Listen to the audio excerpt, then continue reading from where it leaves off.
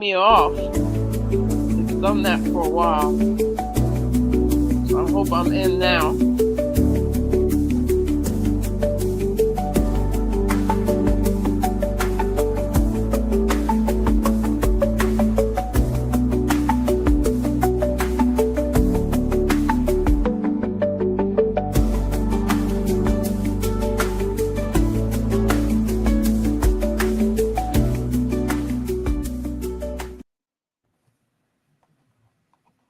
So BB Party, a Black family, raised first hotel for all you who are joining us tonight.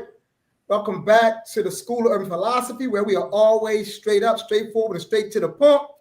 And tonight, we're going to dive into this beautiful, powerful conversation with two individuals who I hold in high esteem and high regard. And hopefully, you all that's with us can also take part in this conversation.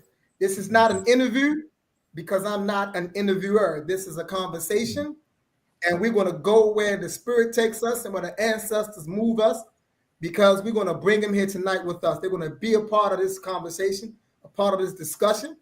It's timely, it's needed, and it's important. And we're going to go. So, yes, we're going to be talking about this National Race First Convention is happening this year, 2025, in September here in Baltimore, Maryland. And let me say up front that the National Race First Convention,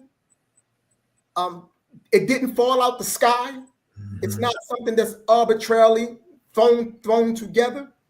It's coming in a tradition of strong warriors, freedom fighters, and liberators who have always organized and came together for the good of Black people. And judging from the political climate, the social climate, the economic climate of Black people in this particular land that we're living in right now, and within the world, it becomes timely and necessary for us to have this discussion about this National Race First Convention and to just lay out some general themes about how it's going to move and why it's needed. Because oftentimes we hear things like people tend to say what we don't need. And we don't need to try to figure out ways to work together better. We do have to figure that out. We have to figure out ways that we can work together better. We do have to figure out how we can craft and draft overarching documents that could serve as instruments to direct and instruct us how we are going to move collectively. So that's me attempting to set the tone. I don't believe the two that's with me requires any introduction, because I know they're not about they're about the work. So we're going to dive right in. So I'm going to leave it there, and whatever you of the two want to just pick up somewhere and let's go. Let's have this discussion. Mama Marimba, you look like you're frozen. Yes, she does, right? Yes, she is. Well, I was just going to say something while her system, and I'm not going to start a conspiracy thing, but it's always amazing what gets disrupted in our work. But one thing I've been thinking about for a long time, and you've mentioned it takes a certain kind of person to organize this, and I'm not putting anybody up on a pedestal. They are where they're at. They're doing their work. But it takes a certain kind of person to bring something like this together. We all have our lanes. It's not something that I could do. And that's not, when you say there's something you can't do, people say, oh, your self-esteem is low and all the rest of that. There's nothing wrong with my self-esteem. I just know my lane.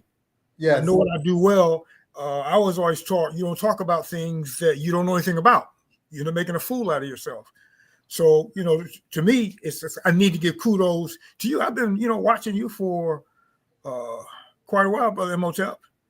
And this comes as no surprise whatsoever. We've had conversation over the years, but this coming to fruition comes as no surprise to me. I look at PLM, I look at Mama Marimba's AHAP, African Heritage, program where she was, teaching in New York, and she produced this. You would expect that because of what she does. You would expect this because of you do, but warriors need to think about this, especially in terms of the need for institutions like PLM, where we need to look at them as models of what we need to turn our world into. So when we're talking about this Pan-African convention, it's like, okay, well, let's make this known. Let's bring, other people into it, people who have a serious heart, have a serious interest in doing that. So I've been, waiting for this a long time. And it is the context, which you just said. There are particular things about different historical contexts that invite certain things to happen. Like my mother would say, it's time. It's time, get it done. So there are certain conditions. When I look around now, even though it may not be as obvious, when Garvey called, Nana Garvey called, the meeting, the conventions, if you will, the conditions were right for it. Any other time, he could have made the call, and probably most of us would not have even thought to answer because we thought we were doing so well. Just like 15, 20 years ago, we thought we were doing so well. I know there's some pockets of African people in different places who have affluence, but there's a lack of power there. Nana Garvey was talking about power. You're talking about creating power, and you're not trying to do this by yourself, but you're talking about the production of actual power, not influence, not just more literature, not just more conversations, but of actually setting a stage. And I wish there was a time and a place where you could sit down, or you and PLM could sit down with the people and explain the creation of PLM, the work that you're trying to create in the neighborhood, the community that you're living in, and you've been doing this for a while. That's a model. I get sick and tired, and I guess I'm talking long-winded because my Marimba has to come back. Of course, you have to talk. I get sick and tired of people asking, what do we need to do? What do we need to do? The models abound. They're all around us. But we're so busy, I think, sometimes asking the question, we don't stop and see the simple answers that are sitting right in our face. Mostly with names we don't know, but still they're doing the work. They're doing the creating of what needs to be done. Okay, looks like Mama is back. Mama Rumba? And she's can you hear me? Can I be heard? Yes, you can be heard. Yes. Can you hear me, Baba? Yes, I can. Clear as a bell. I think she's frozen back. You can't hear me, huh? Yes. Now we can. You coming in and out. Okay, I don't know what. Can you hear me? Can anybody hear me? Yes. Yes. Both of us. It keeps kicking me out. We see. We see that technical difficulty of all nights. Mm-hmm. And also kudos to you, brother Imhotep. I should say Baba Imhotep, which is a more deserving title, I think. I've known Mama Rumba personally for about a quarter of a century. Yes. It takes something special to bring her out. She's so busy working. It takes something special to bring her out. It took me 5 years and I didn't do it alone, but it took me 5 years of trying to get her to do a lecture for the Warriors, last year. And then I missed it because my mother transitioned. So I missed it. But it takes a lot for her to get excited about something because she's seen so much. Yes. And this is something I get emails from her on, the regular, but the tone has changed relative to this conference that's coming up. It's like, she's been reborn, if you will. The level of excitement, I will tell you the same thing. It's different. It's really, really different than it was before. Yes. I mean, I definitely, it's like the little things that should impress us. You also said at the beginning of this program, we need to have discussions. We need to have conversations. We need to have meetings.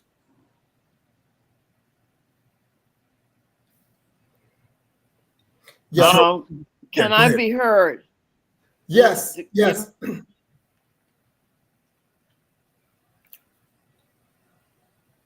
Yes, you can be heard.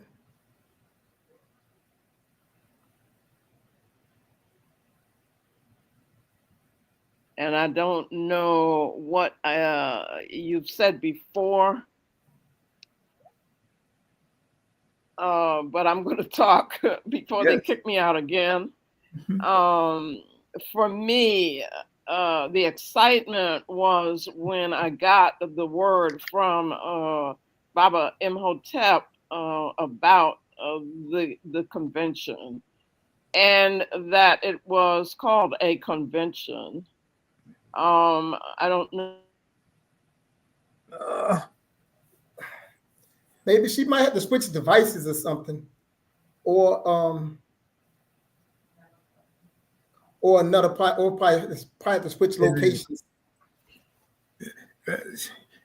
It seems to be an ongoing issue with her over time. Not her, with her system, and I don't know if it's the area. I don't know if she's somehow being targeted because she's used more than one different device. People have brought over, but she keeps running into the same issues. Yes, so we're assuming that something is working against her in this.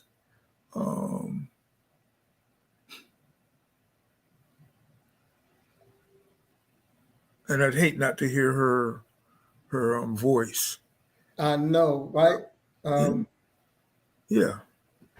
So I just messaged her. Okay. She's still fighting though to get back in. Okay. Yeah, she does not have a reputation for quitting. Yeah, but I was going to suggest, because I know that she knows, but and this isn't my program, absolutely, but to explain to folks what the conference is. I know you're going to get to that.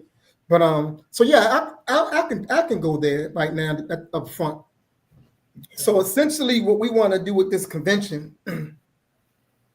So what we want to do with this convention is, first, I'll say this up front for those who has the tendency to believe that one initiative is designed to be the end all be all. And because they think it's the end all be all, they have a negative perception of it. So what I'll say up front is that nowhere in my delivery, nowhere in any interview that leading up to this convention have I ever said that the convention is the end all be all and that's going to save and solve all problems for Black people. That is not my belief. I do not believe that. The convention is a part of our overall strategy and an ongoing process to lead us towards African sovereignty. It's good for that endeavor. So the convention becomes the space and the place for serious-minded and serious-hearted people. Mama's trying to come back in. To begin to do the organizational work collectively and working together, where we can draft what we are calling a declaration of mandates. Initially, I said the declaration of sentiments. Mama Marima Ani suggested let's go with mandates. So it's the declaration of mandates, and we have these 12 articles that we want to develop resolution statements underneath these articles. And so these 12 articles collectively should comprehensively cover all the areas that most of us are doing work in, right? In terms of economics, it's an article for economic empowerment. There's an article for spiritual alignment. There's an article for national defense military. We got all these different articles, and we will hope that the serious-minded people would congregate together at the convention where we can begin to do the work. So if your strong suit is economic power, then that's the area you go in to help develop the resolution statements that'll be underneath of that particular article. If you feel like you're strong politically, then you should go to the political power section and begin to work out what those resolution statements should look like. So the convention is where we're going to do work at, and we need focused, serious-minded individuals to be a part of that, to be there. This is not a place for toddlers. This is not a place for the babies that's going to be crying. This is just this convention is not that type of gathering. It's not for that. It's for us to draft this document, and then once this document is worked out and drafted out, it can become a document that we all can use. Those of us who are doing the work can use this to continue to direct and guide us, because collectively we put it together, and by doing so, it aligns us, because we all now we have something that says how we ought to be operating, and so we can be aligned going forward, which would help us to maximize the outcomes of the work that we're doing in all these different areas, because people are doing work and in their different areas and different lanes and different venues. So but we want to try to that's it. So in the gist, that's what the convention would do. So are you good now, Mama? Yeah, I'm trying to move. That's that fighting spirit in it, because you fighting this technology, you battling. It's a good example though. Beautiful example. We got to fight. So far, she's been on for a while. Yeah. Okay, I'm gonna try it now. Okay. It seems clearer. It might be. It might be. It does. Much clearer. So, Baba, I don't know what's already been said, because it's okay, Mama. Just go. It keeps kicking me off. Yes. But I do want to say, and so I may be just repeating what's already been said, but for me, the real important thing for people to understand, well, a couple of things that excited me, and that is when you reached out, you calling it a convention, and I got excited, and the young people that I was working with that I thought should be involved, they actually asked me, well, what's the difference between a conference and a convention? So I don't know if you've talked about that, but to me, I got to a point where I wasn't going to conferences anymore. And that was because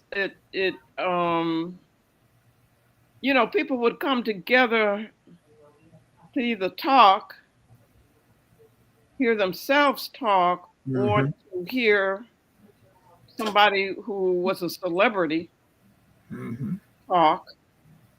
And then at the end of that few days of talking, when people left, they were pretty much in the same place that they were when they came. And definitely African people were in the same place that they were, or we were, when they came. So there wasn't an objective to actually make a difference, or to change our lives, or to change, or to plan strategically what needed to happen for the world African community, or the world African nation. And so hearing the term convention, what it did for me was to take me to, I did a kind of some ancestor communion, which is my thing. Looking back and being impressed by our ancestors that would come together in the like 1850s.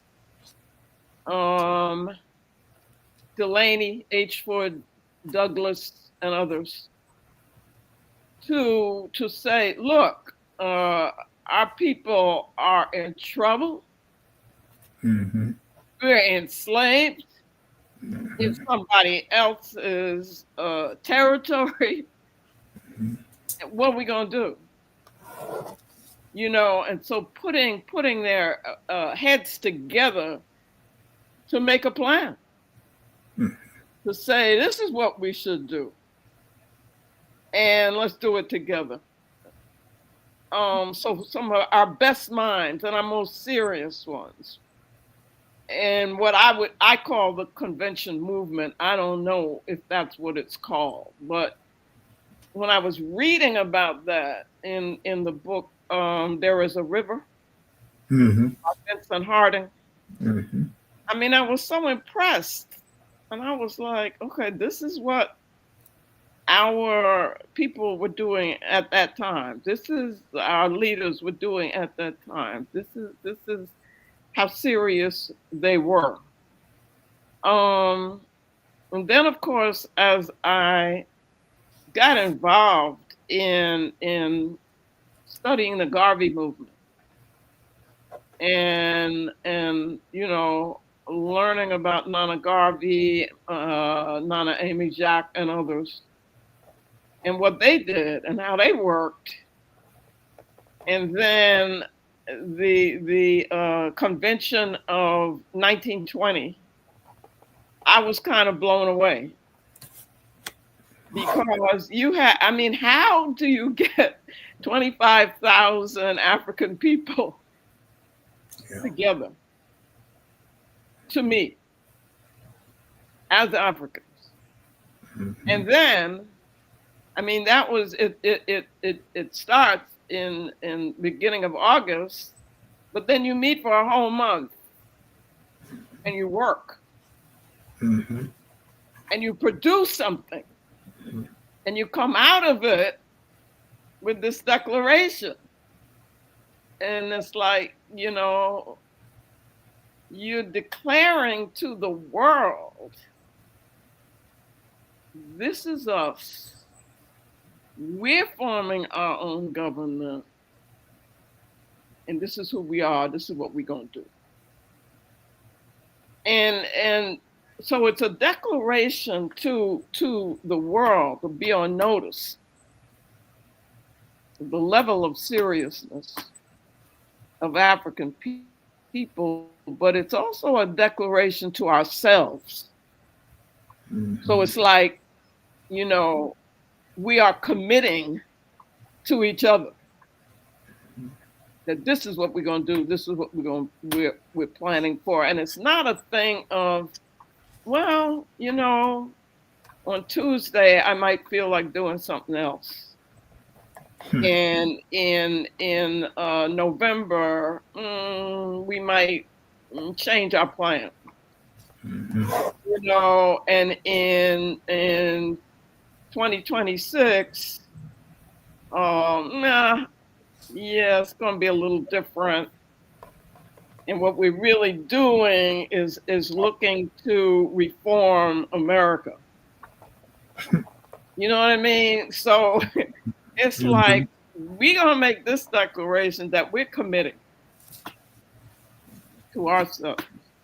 We are serious. If we take ourselves seriously, that's when others have to take us serious. The enemy has to take us seriously. But I don't think they felt like they had to do that. You know, when you're talking about how you're gonna make the Ma'afa more comfortable, mm-hmm. and they know they got you. If that's all you're doing. So for me, the convention is this opportunity for us to take ourselves seriously. But you see, another thing is that we're at a juncture where the enemy, who of course I call Yorugu, has made it clear that they are Yorugu. They're talking like Yorugu. They're not pretending to be something else, or to be good people, or to be friends, or all of that stuff. They saying who they are. Absolutely. And what they're going to do. So the thing is, what we going to do?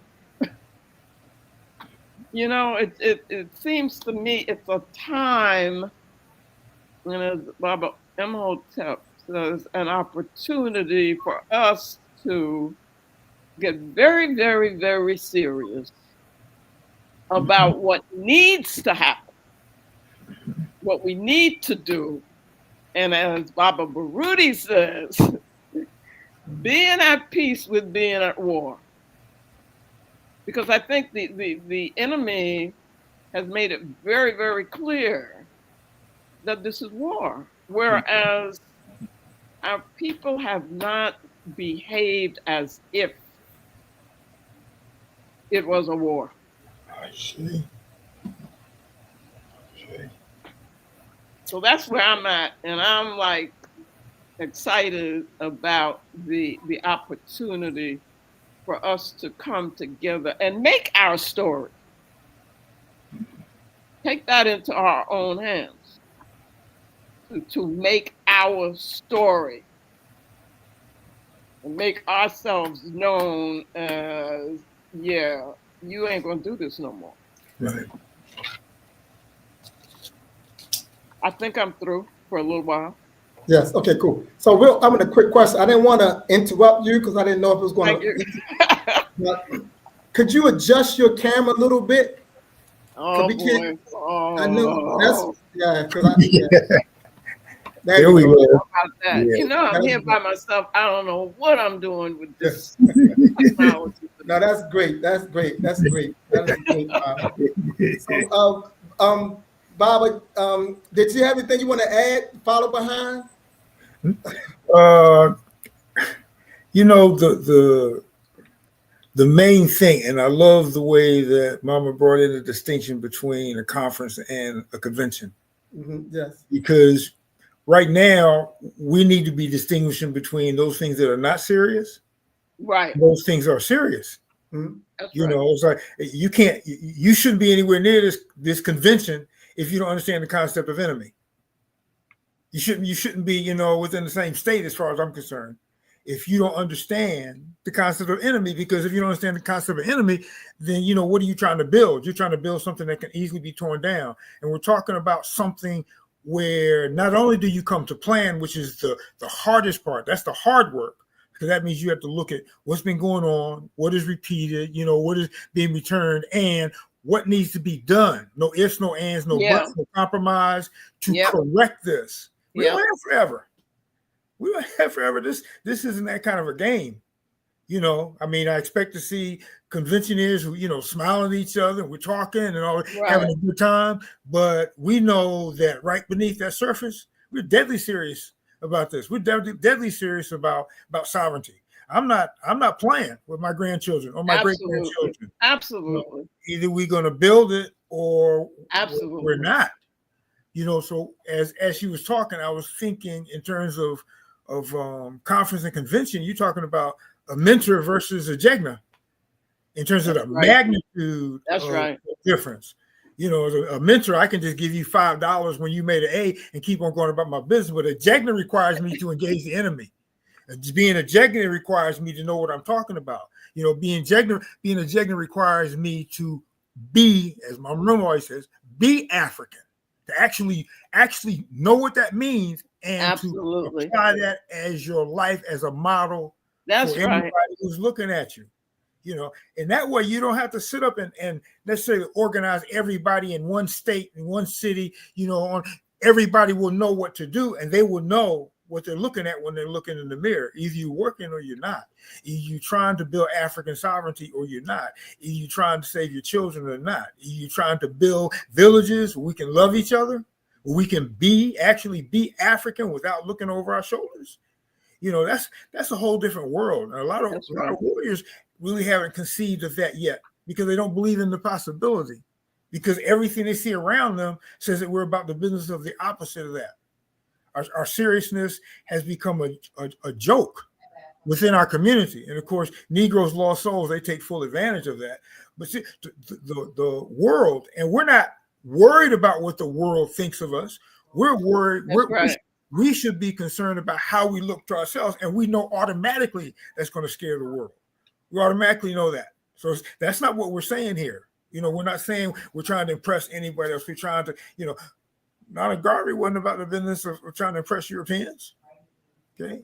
He was about the business of making sure that we impressed ourselves. That's right. There's one example, and I'm going to stop. There's one example which I'm consistently seeing, and I understand that something like this takes time, but it's a small thing, and all these small things contribute to that whole movement towards sovereignty. I constantly receive valid complaints from brothers and sisters on the continent that they can't get their hands on this book, or they can't, not all my books, they can't get their hand on that book. The international shipping rates are so high. Well, and I keep coming back with, well, then you all need to have a meeting, and in this case, I might even say convention, where you all figure out how to create a network like Nana Garvey talked about. That's a functional network where books are constantly being circulated, where you have people who are moving, and that's their job. That's right. To get these books around. That's just one teeny tiny thing, but it's like instituting this. We're not here just to meet and greet. We're here because we want to talk about things that need to be done based upon what has happened, what has succeeded, what has failed, and to put it into action. Okay? I mean, you can't do that work at the convention, but you can leave doing that work, that you're already doing. So there's this major disconnect among so many folk between beautiful, wonderful, great, fantastic, functional plans and putting them into action. Right. That doesn't get transferred. There are, some who do, but I mean, if you're an educator, you should have a school. If you are a writer, then you ought to be putting out, a book every year or two or what have you, based upon something that's needed in the community. If you're a doula, then you ought to be right in the mix with African-centered women, taking care of our future warriors. That's right. I'm not seeing that connect, and it's the disconnect. It seems to have grown over the last quarter century. There are people who are really surprising me now in terms of what they haven't done and how much they want to party. There's a major disconnect. There are things that people should know about, they don't know about. There are things that people should be doing that they are not doing. Okay. Places like Baltimore, that housing thing, you ought to have 4 or 5 or 6 families coming together everywhere in pockets all over Baltimore, reclaiming that community, reclaiming that neighborhood. They have a model there already, but they need to be doing it themselves, not just in awe. They need to be doing it. I don't know. I get very upset when I see what needs to be done. When I see our children, in many cases, acting the way they are because the adults aren't doing the responsible thing and setting the example. Okay. How are you going to have an army of spoiled children? Simple things that we're not doing. You can't change all African people at one time, at one stroke, the day after the convention. Right. No. But it has to be done. The parameters have to be established that everybody agrees on. Yeah. And the relationships and the connections have to be made with serious-minded people. Mm-hmm. So because like I was listening to you when you spoke about the example you gave about the African brothers and sisters on the continent getting together, creating a network and making this thing work. And I was thinking back to Paul Cuffey. One of the things that Paul Cuffey was talking about, he had this thing he called the African, he called it the triangular trade. And he was saying that African people should be working together and moving from, you know, from Europe, Africa, and the United States of America. And he was saying that part of building those ships that he was building back then, he was building those ships to facilitate that particular commercial enterprise, right? And so we think about things that are going to get done. Things get done when people have the discipline to do things. Like when people lack the discipline to do, they can't do. And a lot of times when it comes to reclaiming neighborhoods and communities and things like that, only politically clear people and nationalistic people do that. See, a lot of times, so it's like the level of the studying that is required. And that's one of the things, like one of those articles that's going to come out that convention when we get those statements together, is a certain level of study should be met by everybody that's saying that they are this or that, right? It has to be some type of criteria. You just can't go to sleep one night and wake up the next day and tell me you this thing and you don't have the qualifying consciousness to validate that. That has to stop, because that plays a part in creating all the confusion that's out here. Because like even let's take it to the streets. You know, I like to use street analogies. Like you can't even go in the streets and just pop up doing something without proving you who you are. Everybody has some type of qualifying process. You know what I'm saying? They say you who you are. Right. And we gotta get there. You know what I'm saying? So it's like, so people don't do these things because they're not politically clear, and they're not nationalistic, and they're not politically clear nor nationalistic because they haven't done the necessary studying and self-reflecting and transformative work that is needed. But like I say, this convention is where we're gonna hopefully lay these things out collectively so we can move forward and begin to try to move this process on towards African sovereignty by creating something that we all can agree upon and move out on. So that's how I'm looking at this convention. Absolutely. I think also that I see our when I say community, when I say family, I'm thinking in terms of nation. That nation to me is a world African nation. And 9 o'clock always used to say that. He used to say, we are a world people. And for a long time, I didn't understand. Well, I would hear the words, but the meaning of it didn't really, get deep into me. And it was after a while that I began to understand that he's saying that connectedness, we need to be thinking in terms of African people throughout the world. Because until we understand ourselves as a people, we will not, anything that we do on a small level is not going to be what we're really looking for. In other words, African sovereignty has got to be world African sovereignty. And that means it's got to be, we're connected, as an African people. So we're always thinking in terms of that connectedness. And see, that's what Pan-Africanism has got to mean. It has come to mean, people use it so loosely. For a while, I didn't even want to call myself a Pan-Africanist because I was like, it has no ideological clarity. It doesn't tell you what to do.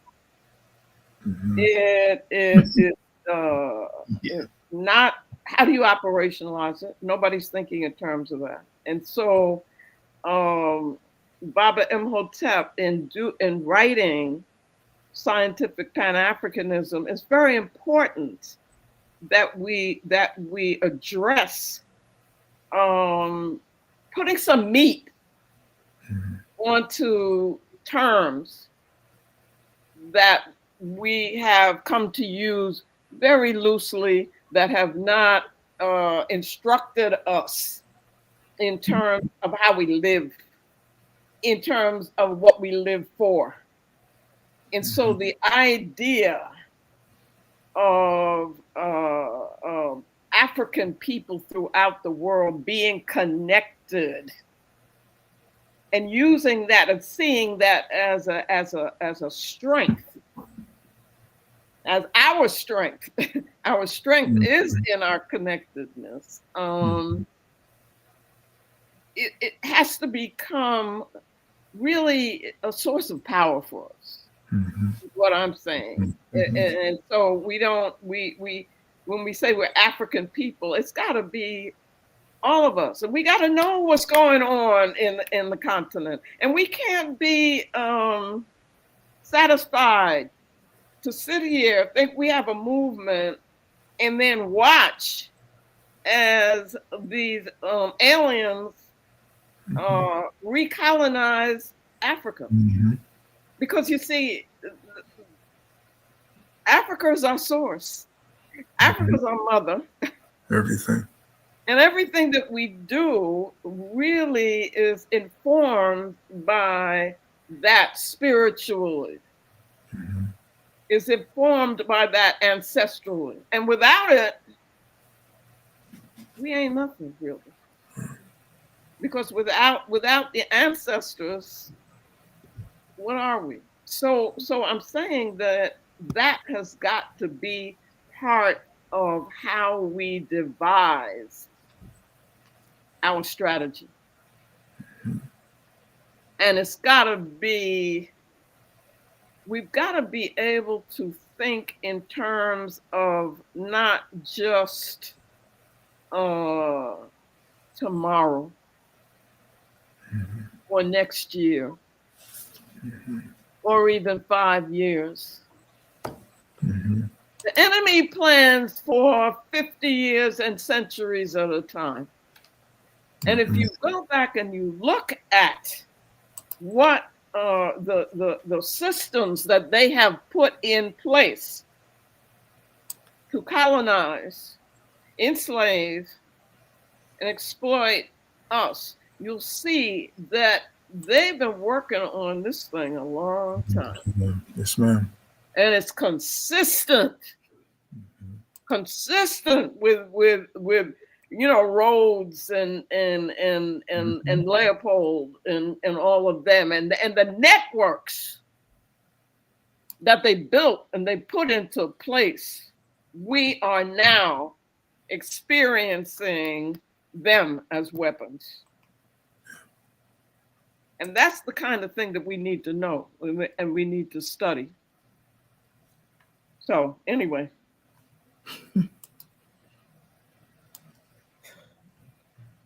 Nothing to say, but that is exactly how it has to be and must be. For those who would ask the question, and I just want to put this out here. I know we've touched it loosely a little bit, but for those who would ask the question, why now in the year 2025 and why a convention? Why now and why a convention? For those who would ask that question, how would the two of you approach that answer? The first part, why now? Of course, you can always say it's way past time, but it's absolutely it's way overdue. Yes, it's way overdue. Yes, ma'am. And the why now can be partly because 9 o'clock wrote a book, and the subtitle was Africa at the Crossroads. Crossroads, yes. Okay. And the why now and Baba Baruti saying past due is because there's an urgency, y'all. Yes. We don't have the luxury to be sitting down and saying things that sound good and so forth and not doing anything. And not acting and not putting things into practice and not building, because let me tell you why now. If you don't see it, if you don't hear it, thank you, in what this present administration is saying. Mm-hmm. You don't understand. They can do whatever they want to do Absolutely. to African people. Mm-hmm. You understand? I mean, you may hear that and think that I'm being extreme, but that's the reality.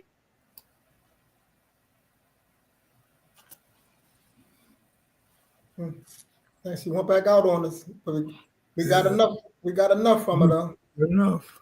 Absolutely. And that is, we say word. And she said they can do anything they want. We want to pretend that we have some power. But power, of course, means that you decide what you want to do. You don't care about the odds. The difference in materials or what have you, they're irrelevant to the point that you're going to do what needs to be done. If that means that half of you get wiped out, then the other half are going to have whatever's left. They're going to have that power, the power that you were fighting for. And we walk around pretending, menticide. We walk around pretending that we are somewhere, somebody that we're not. Okay, because there's no action to back it up. We act like the revolution is a conversation. Of course, we have to communicate. Okay, we need to know what we're doing, where we're doing that, when, how we're thinking, how we should be thinking, what needs to be. That's what the convention is about. Yes. But to not put that into action, which is what the vast majority of us are not doing.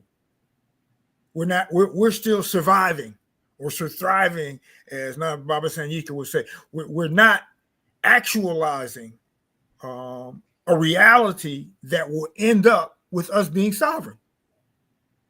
We're going to be having these same conversations. If we don't do something with this, we are, and you saw her tone change when she said, we don't have this time. We don't have time. You know, that's gone. But we're still acting like we have forever to do this. They're in the process of re-enslaving us. And we're in a process of debating about the degree to which we're going to be re-enslaved. Instead of setting it up in such a way that you can't enslave us. It can't be done. We can't imagine a world where they can't do whatever they want to us. You have all these U.S. military, all these French, all these pretty much every other European country with bases and forts on the continent. How can you talk about your sovereign and they're in your space? How can you talk about your sovereign when you're still, speaking their language? Sometimes because no one understands what you're saying if you spoke your own mother tongue. Okay. So part of the convention to me has to be set up in such a way that there are parameters that cannot be compromised if we're moving in this particular direction, because any compromise will take us off the path, and we don't have time to get off the path. We come up with all kinds of excuses because we don't want to do the work. We come up with what it was Kwame Ture and so I forgot his name, wrote Black Power, leadership, Stokely Carmichael and Hamilton. Yes, Charles V. Hamilton. Yeah. And you can't, security and being a leader, they're not compatible. He wasn't saying that you have to starve, you can't feed your family, no. But you have to understand, if you're going to say what needs to be said, then you can't walk around assuming everything is good and nobody's trying to kill you. We have to have a mentality at a personal level. So we're talking about these platforms. We're talking about these areas of war that we have to engage in order to win the larger war, which, of course, is sovereignty. But we don't. It's like when boys, young men would enter into and the second time I talk about this tonight, will enter into the Kemetic mystery system, and those 10 rules that they had to have in place in order to move forward to learn anything. And of course, their job was to extend their society, which was empowered in time without compromise. But before they did anything, before they picked up that first piece of paper, papyrus, whatever, before they got their first lesson, there were a set of things that they had to know, that they had to believe, that they had internalized, or what they learned wrong. They learned in vain. They learned without application. As I said, now we shouldn't have study groups anymore. We shouldn't have any, book clubs. No, work study groups. So you get into the practice of applying what you're learning from these great minds. So if we read Nigerian Clark's At the Crossroads, there's something that goes along with that where we are applying that as we're studying it. That is everywhere we do. There should be nothing that we do coming out of this convention, nothing that we said in the convention that isn't being done when we leave, to the best of our ability. That's right. There shouldn't be anything said there, because when we get finished, everything that needs to get discussed would have been discussed. All issues, all constructive criticism, all the rest of it should have occurred. Because this might be, I'm hoping that, we do this on the regular, but this could possibly be the last one, because you scare somebody so bad. But of course, part of that coming out of the convention is, okay, you're going to scare somebody bad. What are you going to do when they come? What are you going to do when they try to stop it? How are you going to remove your traitors? How are you going to secure your families? What kind of, I like to say villages, what kind of village are you going to create where African people can be African and our minds are protected from insanity? How are you going to make that happen?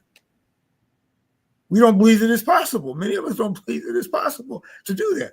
Well, you got to live with, that's what I heard when I was coming. Well, you got to live with them. No, I don't. No, I do not. I may have to see them on occasion, but no, I don't have to live with them. And if that's one of the requirements for one of these issues, for one of these articles, then that has to be understood and applied. That's right. You can't protect our children's minds if they have them. So, and this is going to, hurt a lot of people, but if we recognize that the phones are killing our children's minds because they're being socialized by enemies, by treasonous individuals, by insanity to become more insane than they are or better at being insane than they are, then we have to be willing to remove those phones from them. We don't want to hear that. We don't want to hear about that possibility. And children, that's a whole other discussion, but children aren't stupid. You can block what you want to out of it. They will find their way around it. I remember this young black, he was here in Atlanta. He was the younger brother of one of our students. And this young guy, he was maybe 8 or 9. He was paid by different young black folks in the community to bypass the boxes that they used to put with cable where parents could, say you can't watch this channel, you can't watch that channel. He was paid by other children in the community to unblock that. So it's like when we say state a problem, then we need to be willing, and we find a solution. We need to be willing to enforce this solution. And I don't mean I do mean to carry this on, because I've had 3 instances in my life as an older person where younger people ask about Council of Elders. And I know that's necessary. That, of course, is going to be part of this discussion at the convention. But I learned that the only way to make that happen, to set the stage for that to happen, is for you to have the warriors decide on who is of the kind of character that would form a good elders council. When you pick those individuals, then you become accountable to them. So whatever they say, you've already said, yes, whatever you say, we're going to follow because we think that you're wise enough to make a decent decision for us, or we would have put you in this position. The problem is, and this is again, that time running out and accountability that you're talking about, that character that you're talking about. All 3 of the times that I was involved, the decisions that we made, nobody followed them. Mama Rumba was a part of one of them. a major one here in Atlanta. And we talked with that discussion went on for 3 or 4 days. And once we made the decision, everybody said, yeah, that's a good idea. Yeah, we like that. That'll work. And he, deserves those kind of correctives. Yes. 2 weeks later, he's doing what he felt like doing. And the community wasn't controlling that. So if you can't do that, if that can't come out of this, not in terms of what has to be decided, but in terms of what is done afterward. If that can't be done, if the decisions can't be done, if they end up like that, what are we doing? We're sitting here, you, Maruma, Ani, and I, we're sitting here, hot air. Because we have so many people who will not put forth the effort to enforce upon themselves and upon the community the standards that are required to be of good character. And that has to be done, or you're not. How are you going to have sovereignty when you don't have power? Power requires enforcement. Power requires communal agreement. We're supposed to be a communal people. I hear people say that all the time. What does that mean in the real world? So I have enormous hopes, just like Mama Rumba has enormous hopes for this convention. But we say hopes only because we've seen beautiful ideas, beautiful thoughts about how to make this happen, thoughts that would work, but they weren't enforced. People sort of faded away, or people didn't want to hurt somebody's feelings, or, what have you, or these two people were so much at odds at each other, in the community, they couldn't, one of them was disrupted just so they could, express their anger. So we have to come into this knowing that we have to make this happen. We have to believe that we can create African sovereignty, understanding every aspect of African sovereignty, input, throughput, output. We need to believe that we can do this, or we're wasting our time. We're wasting our children's time. We could be home, playing with the children. We're wasting our money. We're wasting food. If we can't come to this saying we're going to make this happen, because we don't have any more time for the baloney. We don't have any more time for the guessing games. We don't have any more time for treason. We don't have any more time for doing all of this talk and all of this, eloquent, charismatic conversations or lectures, because we're going to make this happen. Once you tell me what to do, you don't have to tell me anymore. Once you advise me on how we're going to make this work, and we agree on that, you don't have to tell me anymore. We're supposed to apply it. I don't care what's going to come at you. You know where you're at. You know you're being warred upon. The discussion is over. For me, the discussion was over the first time an African was touched. There's no more, I have no more conversation for my enemies. None. Or anybody who sides with my enemies. And that to me is what we have to come away with. That to me is the quality of character. We're people of evidence. And evidence has to be evidence doesn't come from your mouth. Evidence comes from your hands, from your work. And this is supposed to be a convention of people of good character. If it's 2 or 2,000. And whatever comes out of it this time, if it follows that directive, the next time it should be twice as large. Yes. Every time it should be double. Every time. Every time it should be double, because it's not going to be considered a waste of time. So I applaud you. I know that my wife applauds you.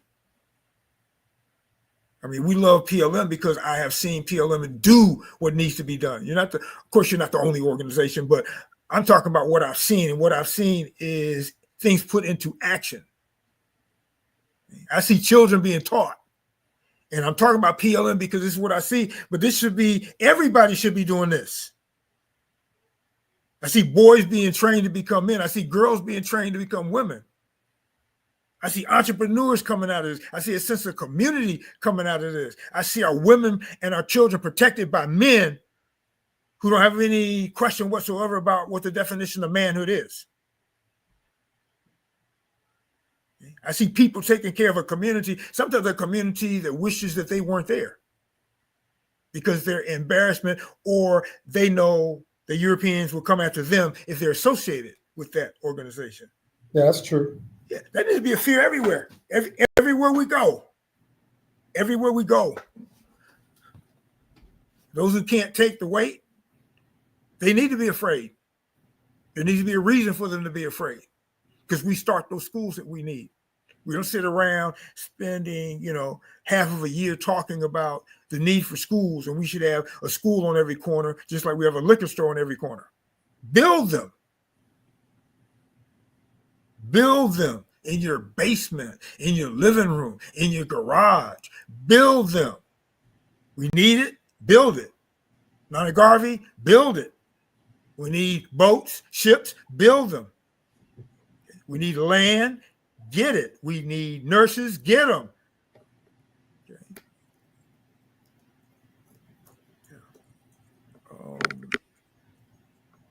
I guess I'm always thinking of the level of seriousness, the ability to hold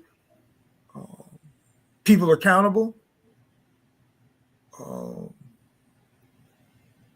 Some silence in the place of just talking. We have over the last 25 years, we have been reduced to that world of noise and confusion that our Kemetic ancestors said that the Greeks represented. There's not saying that there's not some sense in that conversation, but most of it, I can sit on the internet all day long and hear foolishness by us. We need to joke, we need to laugh. Warriors need to learn how to laugh better. But to have, just nothing but childish stupidity all day long, 365 days a year, and walk around with your chest stuck out like you're doing something for African people. That character that, I don't know, seems to me like every time you and I and Mama Rumba have a conversation, that character comes in. Yes, it does. It kicks in every time.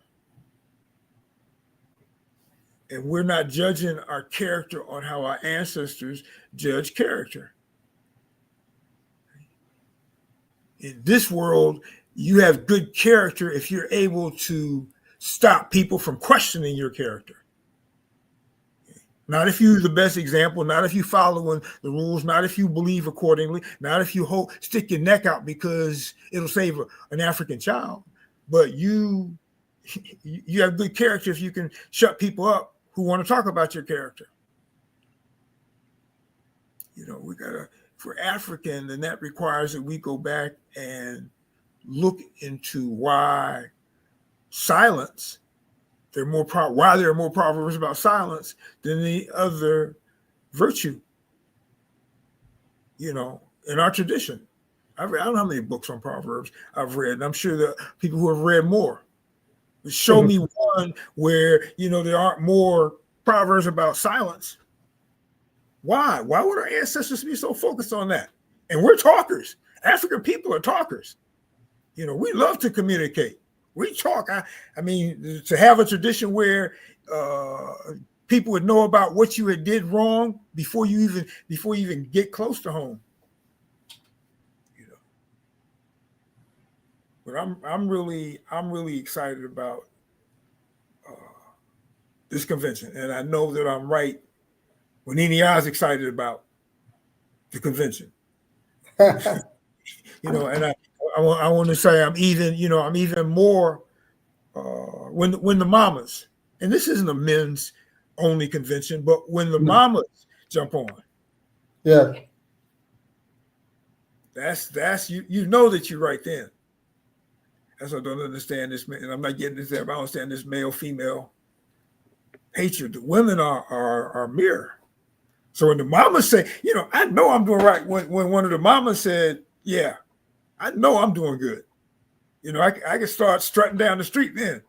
Because the mamas, when the mamas like it, when the mamas, give you love over the work that you're doing, then you're somebody. You're African then. And that's one of the reasons I added that section in this book about speaking about those women who was instrumental in the area of Pan-Africanism, the ones who was there in that atmosphere, so that's why I listed those women just to let brothers know or let people know, because oftentimes we get caught up in this rhetoric, the man against the woman. And I wanted people to know, those of us who are true to this way, we know the power of the Black woman, and we know the role that she has played, and we know the role that she continues to play today.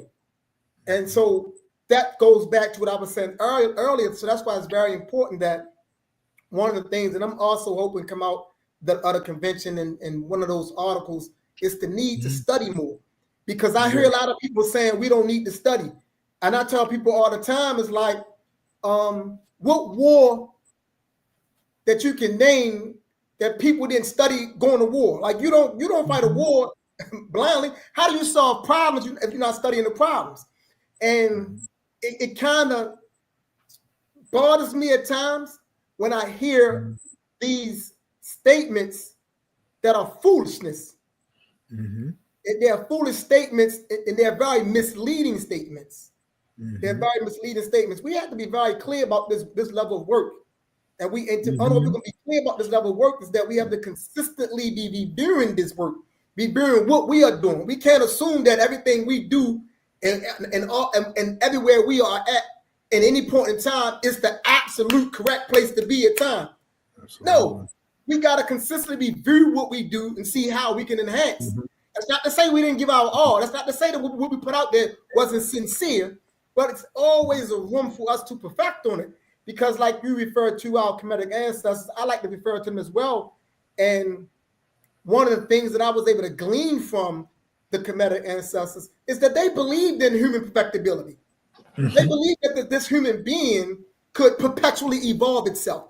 By human being, I'm talking about us, Black African people, right? So I don't include those other beings in what it means to be a human being. They some type of beings, no doubt, but the human being is us. We're the only ones that can really claim. That's a whole new another conversation. I know a lot of people are ready for that conversation because they get to like, oh man, what are you talking about? Because we think we got to look at the world through the eyes of white people. So we think that white definitions and white concepts become the standard definition or the standard concept. And we don't realize that we are empowered, we are endowed with the capacity to define our own reality, through our own ancestral eyes, right? So the human being, us, we can perpetually evolve. As long as we're willing to put the work in, we can perpetually evolve. And one of the things I always say to PLM is this right here. There's only one passageway to enlightenment, and that's through mistakes. That you can't get to enlightenment without going through mistakes, right? So that's the only pathway to it. So you can't get so caught up on the mistakes that you make and you stop. You make your mistakes, assess the mistake, learn the lesson there, you keep on going. That's what this is about. So we got to put that kind of work in. So Mama, remember, just text me before I slip my mind. She want me to read this real quick. She said, tell the people to come prepared to work, or otherwise check your ego at the door if you're coming to the convention. And she says, the only power that's going to stop this European is organized African sovereign power. And that's what this is all about. So Mama wanted me to read that to everyone so we can understand that and be very clear about that. And I appreciate, Bob, I know you want to pass the time. I enjoy listening to you. I know I saw the ancestors rocking with you and you was going. So I wasn't going to stop you. I was going to let you go because this stuff needed to be said and it needed to be heard. And I want to back up a little bit to the part when you was talking about the council of elders and people, selecting, and people don't want to adhere to those, the decisions and the findings of the elders that they select. Right. So what I would say to that is this here, because that is an issue. Because I've seen some of that occur here in Baltimore and some other levels. That is an issue. That's a discipline issue. Yeah. So that's a discipline issue, right? So we're dealing with a group of people that's scattered, attempted to do work at various levels. They have information. They've been in spaces and places, but a lot of us really have not come through a system or a process that actually developed us. Okay. So it requires psychological development to handle accountability. The inability to handle accountability speaks to one's psychological development. And that psychological development can only happen within a safe, culturally sound space. Yes. And most of us skips that. Most of us don't go through any safe, culturally sound space to develop our psychology. So we rely a lot on our intellect, which is the mentality, our mental mind, our mental self. And we rely on that intellect and cognition, reason, and we can mask those other areas that we're deficient in. We can mask our psychological deficiencies, our spiritual deficiencies, because we tend to project the intellect out there in the forefront. And most people like to hear intellect. And so because we hear a person spewing all this intellect, we assume that we're dealing with a developed individual or developed being. But we're not. We're dealing with something that's highly fragile. Something that's highly fragile and insecure. So when it's time for that individual to submit to an authority over and above him or herself, incapable. Right. Incapable. So we need those socialization processes in place. And I think organizations is doing the work. We have to begin to build those in our organizations, because part of the organization should be a process by which people are being developed, not just people coming together to try to do some community activism and stuff like that. No, it has to be a process where people are coming into these organizational structures with the express intent there to do the work, but also to get developed. Because if you're not getting developed in the process, what happens is that we become a part of the problem anyway. Right. And that's why we find ourselves kind of repeating over and over again. Because the people who start off doing the work end up becoming parts of the problem. So those are the things that I'll be addressing at the convention, and that these types of things are built in, and we are able to respect these things. Because at the end of the day, that if I sit down in PLM and we select a group of elders and say, well, we want y'all to be a part of a council of elders, and this what it is what it is, because part of being disciplined is being able to understand that everything is not going to go your way. And because it's not always going to go your way, you still have to be able to be in compliance with it. He got a lecture out. And I forget the name of his lecture, but in the lecture he talks about it. And what he was saying is this. He was talking about, he said, the part of what we got to be able to do in the organizational structure is knowing that sometimes our ideas are not always going to get through. He said, so just because your idea doesn't get through doesn't mean that you work that idea any less. He said you work that idea that much more harder, because you're going to do one or two things. You're going to either prove that it was the right idea or it was the wrong idea. But he said you still have to be able to be mature enough to accept that, oh, my idea didn't get in, but this one did get in. I'm still going to work this with the same type of passion and enthusiasm that I would if it was my idea. That's development. That's a mature person. That's maturity. That's a organized person. That's a political person. And what's happening is that we're having individuals now. We're not really political in the sense that we understand that we have to be beholden to a group. We have to be beholden to a group. So when I say I'm an African, I keep on talking about we communal. I'm beholden to a group. PLM, and I know most of them are listening right now. If they organized and felt like I was no longer the best person fit to carry out my function, and the leaders that are in place decided that I need to be in another position, I would gladly. Mm-hmm. Yeah. I would gladly. I'm not gonna be like, oh man, no, man. Wow. No, that's what I feel. That's where we at. I'm gonna gladly go over here and I'm gonna give you 100% over here. Right. Simple as that. That's how we get the work done. We have to understand that we have to be able to work in concert with one another. Reciprocity is always in order. And complementarity outside of the man and the woman. But complementarity is existing as an imperative within African culture in general. Like we should always be working in concert, complementing one another. Right. You know, so when we do that, we maximize our output. Right. Absolutely. I couldn't agree more. And that needs to be the heart of the convention. I mean, the articles are no less.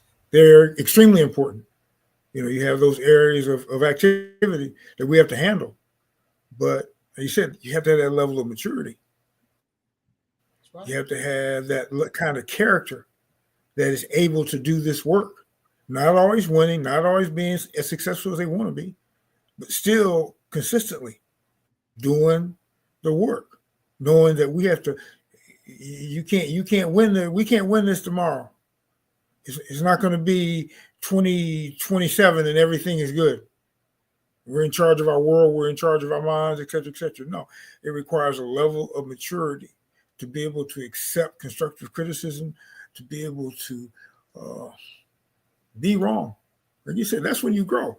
That's when I play my best chess. When I'm losing or when you just beat me, I'm upset then. I want to make sure, okay, I work harder at this. I can get better at this. We can learn from each other. But I'm really, really excited. I'm really happy about that. I'm looking forward to this.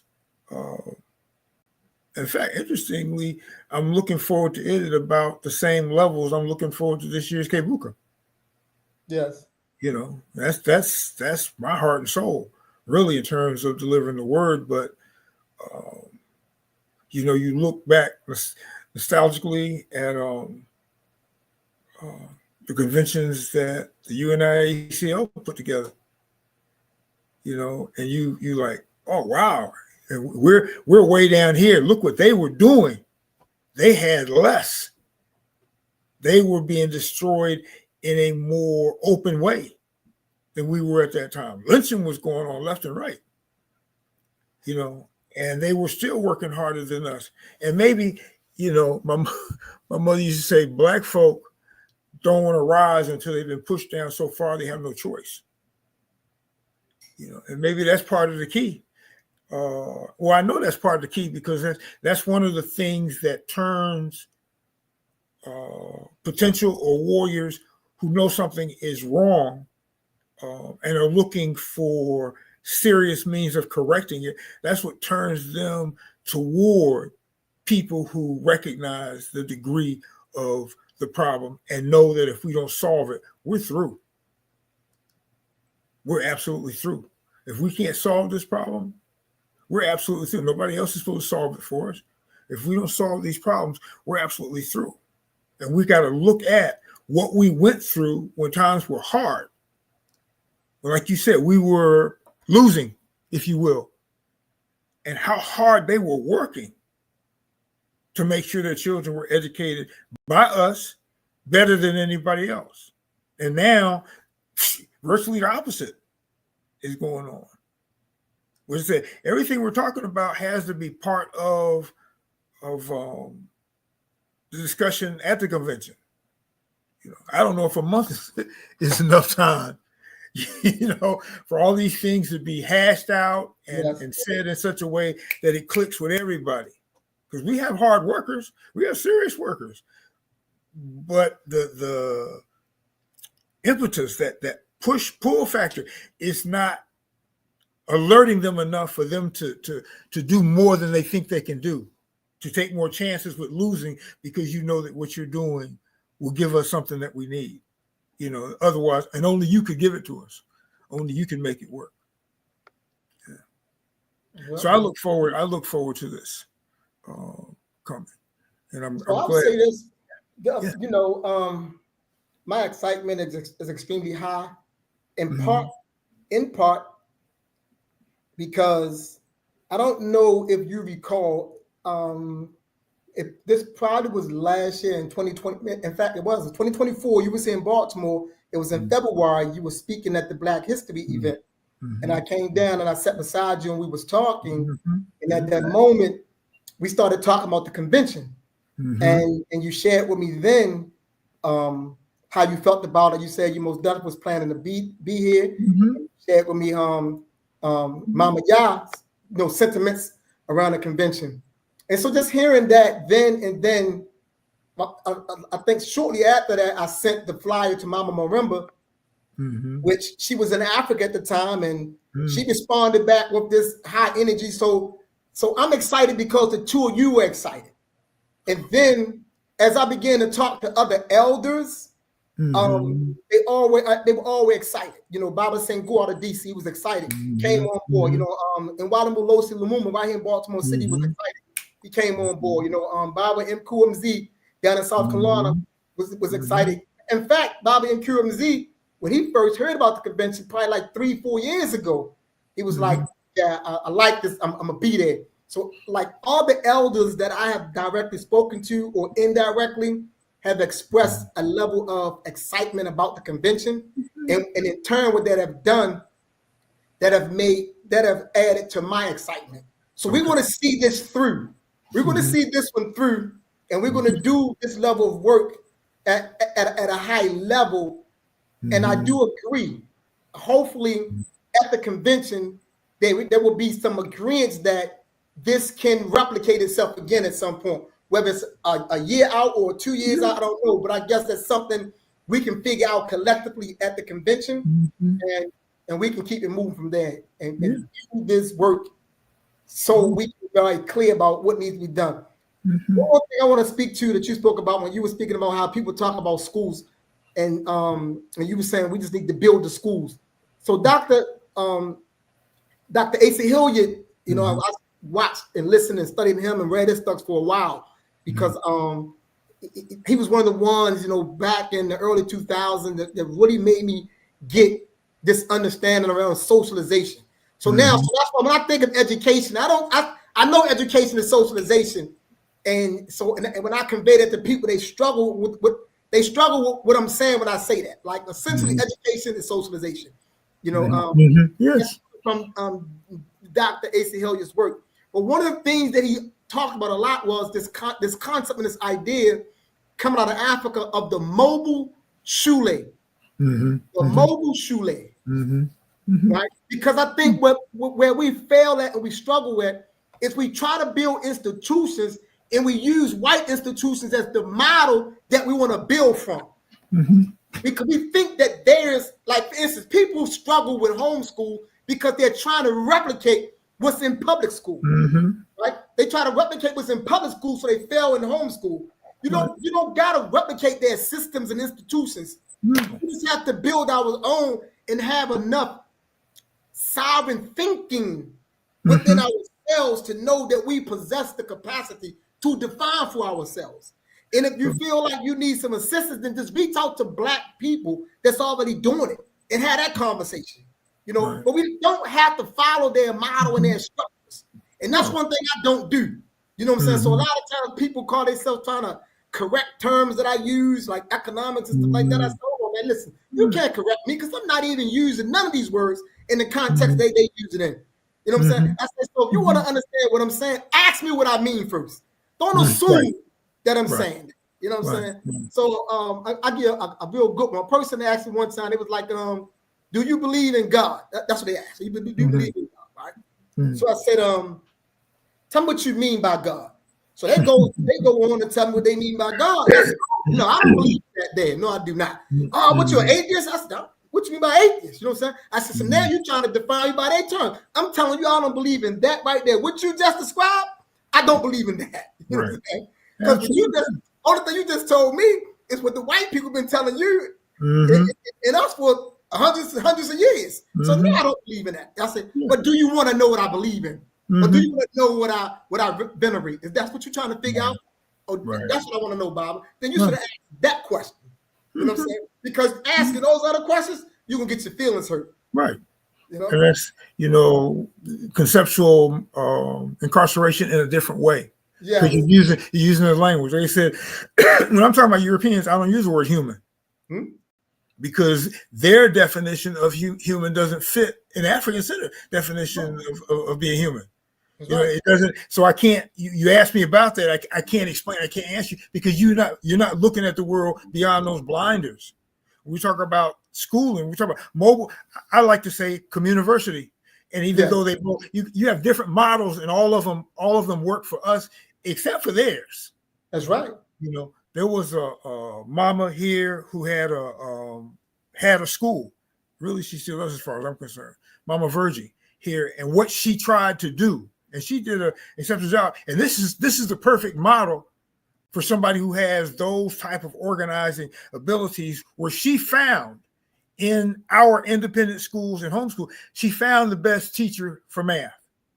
She found the best teacher for language arts. She found the best teacher for our story. She found the best teacher for gym. And what she attempted to do was to circulate these individuals among 5 different independent centered schools. So on Monday, say, this school every Monday, they get the best language arts. On Tuesday, this other school would get the best language arts. So she circulate the best teachers to our schools. That's a perfect model, within a limited way for those 5 individuals who will be willing to do that. That's part of the model of success. You want your children to be the best, then you give them the best of those individuals who are African centered. We talk about the communiversity model. You have so many folks in our community who have so much knowledge, but based upon the European model, they don't qualify to teach. They don't qualify to be authorities in certain areas, even though they've been doing this for 50, 60 years, even though they've been studying themselves. One of the best read men I've met in my life. And I met him because I was teaching his son chess, and his son was always getting in fights in school. But when he came to my class, I had no issues with him. So he came to me to find out what was going on to make his son, he was trying to figure out what was going on. Was I being easy on him? What was going on? And we had a good, long conversation. This man was a sanitation worker in the city of Atlanta. He should be retired by now. He's a sanitation worker in the city of Atlanta. Pick up the trash cans or pull the trash can, roll them back to where they came from, et cetera, et cetera. This guy spent his vacations looking for out of the way used bookstores all around the world. He read like crazy. But this individual couldn't teach our children because he didn't have the credentials. He didn't go through this course. He didn't get the training for primary, secondary, whatever, school teaching. But that would have been one of the best teachers in the world for us. There was another brother I met who, when I was at Morehouse, the school didn't want me in anywhere near the real campus, so they put me on this building. In this building that's being remodeled. And I was the only person that taught in that building. I had my little, personal classroom, blah blah blah. And this guy asked to be the buildings and grounds person for that building. So and he always spoke, just friendly, but I never really had time to talk to him. But he was always there during my class time.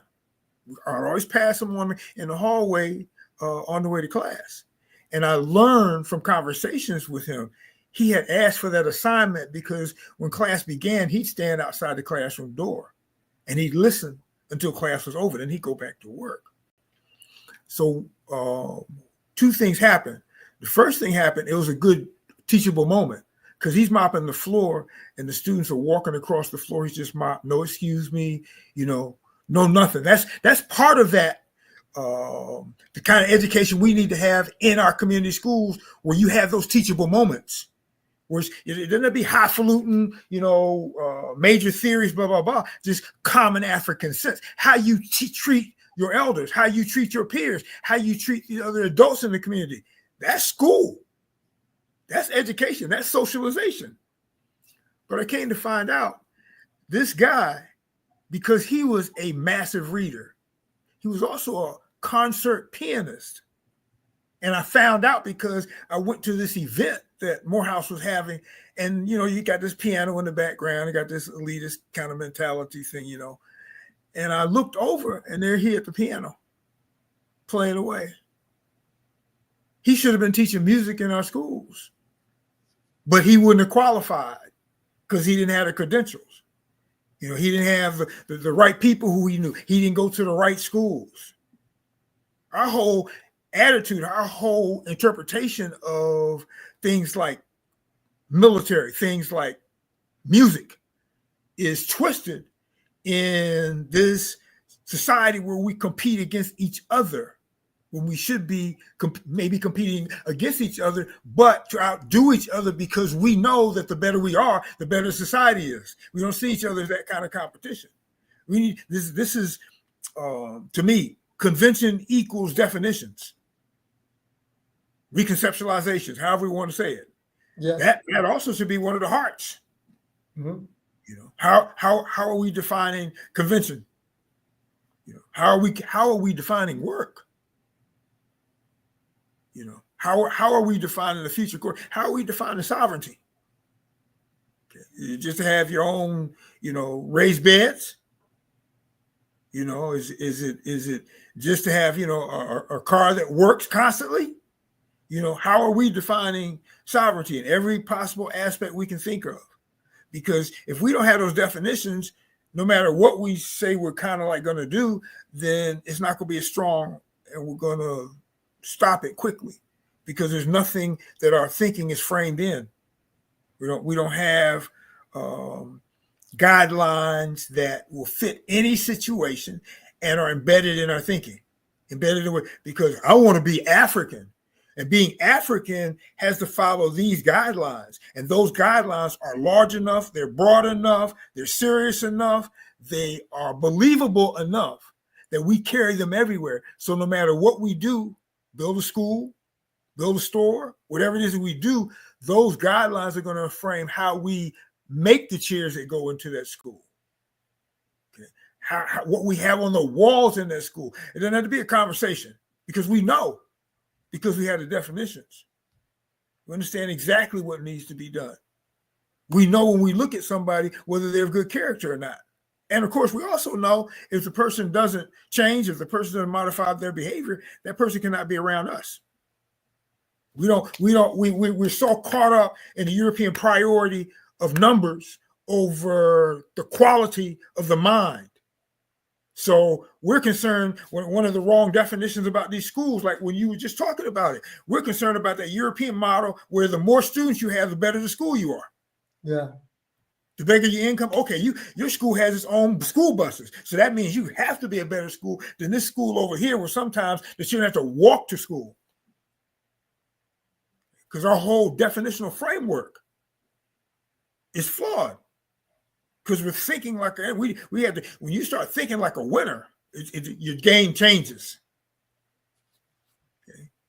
But when you start, even if you're thinking like a winner, that winner over there, there's still some little idiosyncrasies about you that make it so you have to modify that to fit the kind of people you are, the kind of person you are, okay? Your vision for the future, your idea of sovereignty.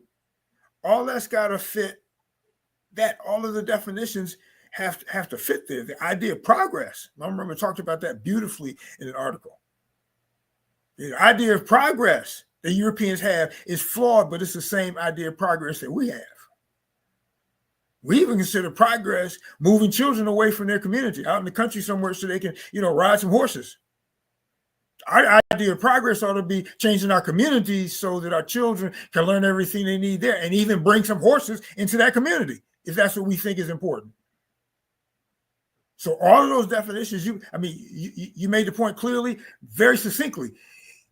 If your definitions are not yours, if they don't fit who your ancestors are, if they don't lead you to progress away from your enemy's way, away from your enemy's control, if your idea of sovereignty, if your vision doesn't do that, if your vision isn't looking 7 generations ahead in an African way, you're going to quit. You're going to quit. if the currency is the currency that I make and it has, my face on it and all the rest of that, if you bring your other currency, if that's the currency that you live by, and I have more of it than you, then you're going to change yourself to be me because you want more of that currency. And we change ourselves to be them. So we have to, I guess we could talk on this for hours.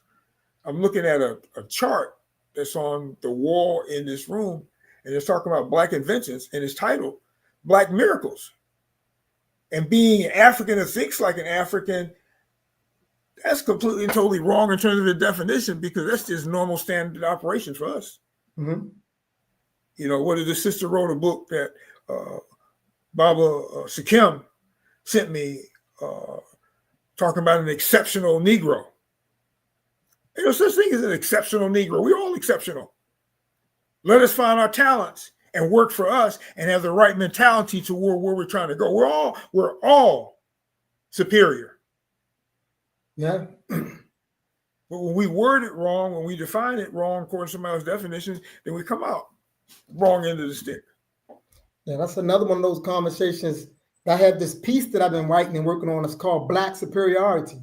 Okay. It's called Black Superiority. And I know when people hear that, they automatically, they cringe and push back. But I let them know, like, listen, I'm not saying Black superiority in the same context of these white folks. Mm-hmm. What I'm saying is this. I'm saying that before any other being stood on the planet, we stood on the planet. Mm-hmm. So on the basis of that alone, nothing precedes us. So anything else, anything else that you see walking around, it's a carbon copy in some form or fashion. Mm-hmm. Whether you understand it that way or not, it came after us. They got here after us. Whether you say it came from outer space, if you say it came from that little continent you want to call Mu in the Pacific that people are talking about, it doesn't precede us. Right? So the first and the original idea of what it means to be human begins with us. Begins with us. So I can equally say Black superiority, not because I'm comparing us to anybody, because no one is comparable to us. Absolutely. So we don't have to compare ourselves, you know what I'm saying? Mm-hmm. So we are superior because just by virtue of being who we are. Mm-hmm. And not going to be, so I let people know that. So yes, we are. And we have to be able to conceive and understand ourselves that way. And that's part of the work that needs to be done. There's so much work that has to be done up here that a lot of us not getting it done. It's so much that got to get done up here because they have done such a job at scrambling up here. They have done a very successful job at, the term you just used, conceptual incarceration. Right? They have done such a great job in locking us in their concepts. So in urban philosophy, which is PLM's driving philosophical foundation, urban philosophy. So one of the things that we say there is when people say think outside the box, we say we don't think outside the box because we don't even recognize a box. Right. Because the concept of the box belongs to them and the space outside of their box belongs to them. So therefore we don't even recognize it because we don't, they are not us, we're not them, and nothing about how we think in our original state of mind resembles them. So we're not going to say we think out the box. We're saying we think as our ancestors thought. Simple as that. It's a different paradigm, but we have to get there. As a people, we have to get there. So I'm gonna close it there, Bob. I know we probably go all night long. We could go. We pushing 2 hours. I don't want to go any further. But you got any last closing out words? Anything you want to share before we get out of here? Well, I want to say 2 things real quick. One in terms of what you just said. Imagine us if we knew, not guessing, not thinking, not maybe verbalizing it, what have you. If we knew that we were superior. If we knew that, there was no ifs, no ands, no buts. If we've been socialized into that truth from birth, what we could do in a month, what we could do in a year, sovereignty wouldn't be an issue for long at all. It would be in place if we just knew that. So, really what I want to say, those warriors who are clear. I mean, I can't attend everything. You can't attend everything. But this is one of those things warriors need to attend. Yes. We need to come out in force, and not just for quantity. We need to come out as a qualitative superior force. Not to tell Europeans, Urugu, anything, to tell us something, to make us understand we're not playing and we're running out of time and we need to get busy with all the towns we're in. So we need to do this. And PLM, of course, I know PLM isn't going to be the center of it in terms of, ooh, look what we did, but they need to be honored for this initiative. This is no game. This is big. Okay. This is something that almost 70 years of age. I understand why Mama Roma, she's almost old enough to be my mom. Mm-hmm. But I understand her excitement beyond, the guideline. I understand her excitement. Same kind of excitement you get when you see a warrior, doing something that he or she needs to do, and nobody asked or told them anything. They're just doing it because they know that it's righteous. So, I sent out my personal invitation for folks to be present for this. Not online if it's possible. Young folks travel. Come. Right. Come. I will be there. Mama Rumble will be there. I don't think Eni is going to be there because she's got to deal with some health stuff too. Yeah. But I know I'm going to be there. I know Eni, I know that Mama Rumble is going to be there, and we want to see you there. Great. So yes, my closing words to everyone that's in the chat and those of you who are going to hear this video as it go on, it's like I've been saying since 2020, let's get organized. Mm-hmm. Let's get organized, and we can begin to build towards that end at this convention. This is where we're going to get some serious work done at. And like Baba said earlier, so warriors are going to laugh, warriors going to have a good time, warriors are going to connect, but warriors are also going to be building and getting some things done. So we can come out of there with some clear directions on how we want to move and how we're going to get this work done collectively together going forward. This is the time, Black man and Black woman. Just pay attention to what's happening. We are in the right time. 2025, we are 100 years out from 1925. And you look back and see what was happening in 1925. Right? That's it. Look at what was happening in 1925. And then if you go 100 years before 1925, look what was happening in 1825. Mm-hmm.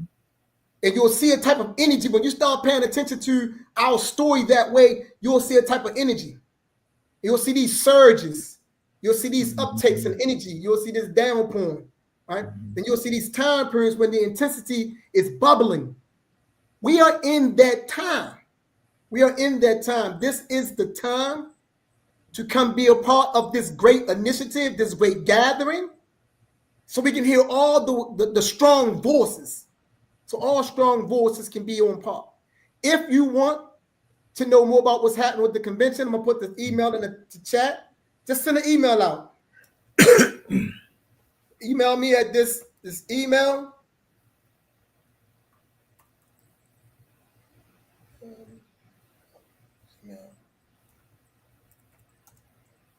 So just send out, email this, and I'll get information to you so you can learn more about what we're trying to do and how you can get involved if you are serious-minded and of a serious heart. Mm-hmm. Right? Serious mind and a serious heart. Someone that can come in and fall in and get in line and know that every idea that you bring up, because this is a great gathering, a great discussion. Everything you say isn't going to be accepted. And just because everything you say isn't accepted or all your ideas doesn't mean, man, it was fake and phony. We don't need that. You know what I'm saying? We need you to come there prepared to know this is a great gathering, and some things that I may say may not necessarily be accepted by the collective. It's a consensus. I don't expect everything that I'm going to say to be accepted. I'm going to say it. And if it resonates, it resonates. But if it doesn't, it doesn't. This is a consensus. This is our work. And this is our time. And this is the last thing I want to add. One of the things that I think is unique about this convention, Baba, yes. When I look at all the different conventions that I know of, the Garvey Convention, the convention in 1967, 1854, 1830, 1817, I think in my research thus far, I believe this will be the first convention where multiple generations will be organizing together. Oh, yeah. Okay, because it was usually, yeah. Most of those conventions were used, they was all contempted by individuals. Yes. I agree. I think this is going to be the one where it's multiple generations organizing together. We need. Right? So that's something to think about. Mm-hmm. You know. So Indeed. as always, Bob, it's always a pleasure to just share space with you, to have conversations, to just dialogue. And with that, we're gonna close this out. And we want to give thanks to all of those of you who's in the chat chimed in. If you haven't already liked the video, like the video. You can share the video now. If you have not subscribed to this page, please subscribe to the page, because this is the quality of the content that's coming through this particular channel. We're not here to be entertaining you with a bunch of drama and controversy. We're really trying to develop our people and add something of value that we can build on.